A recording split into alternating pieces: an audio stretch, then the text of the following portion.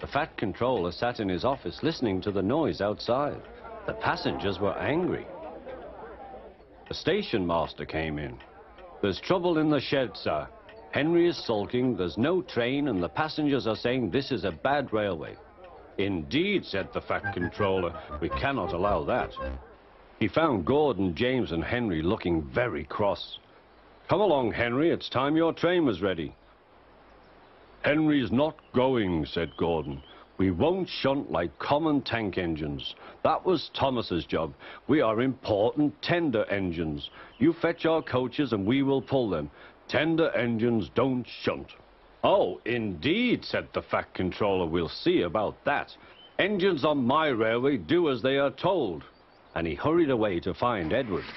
The yard has never been the same since Thomas left to run his branch line, he thought sadly. Edward was shunting. "Leave those trucks, please, Edward," said the fat controller. "I want you to push coaches for me in the yard."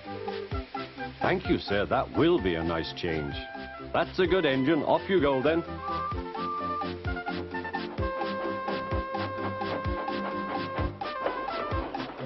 So Edward found coaches for the 3 engines, and that day the trains ran as usual.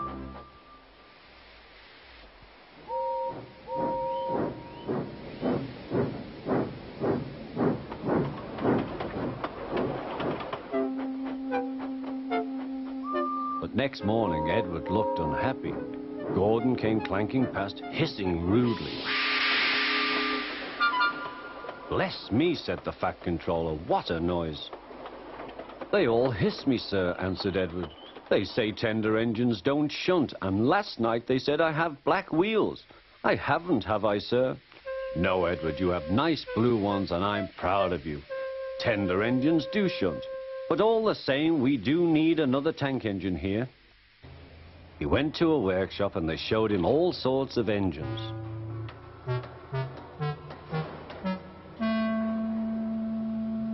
At last he saw a smart little green engine with 4 wheels. "That's the one," he thought. "If I choose you, will you work hard?" "Oh, sir, yes, sir." "That's a good engine. I'll call you Percy." "Yes, sir, thank you, sir," said Percy, and the fat controller brought him back to the yard.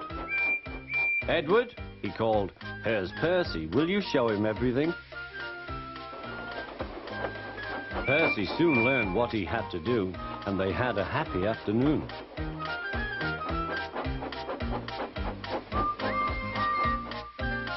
Then Henry came by, hissing as usual. "Shee!" went Percy. Henry jumped and ran back to the shed.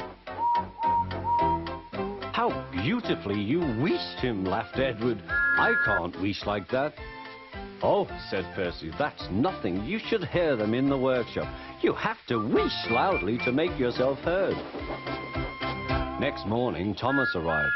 "The fat controller sent for me. I expect he wants help," he said to Edward. "Shh, here he comes," replied Edward. "Well done, Thomas. You've been quick. Listen, Henry, Gordon, and James are sulking. They say they won't shunt like common tank engines. So I have shut them up, and I want you both to run the line for a while." "Common tank engines, indeed," snorted Thomas. "We'll show them. And Percy will help too." "Oh, sir, yes, sir. Please, sir," answered Percy. Edward and Thomas worked the main line, greeting each other as they passed by. Percy puffed along the branch line.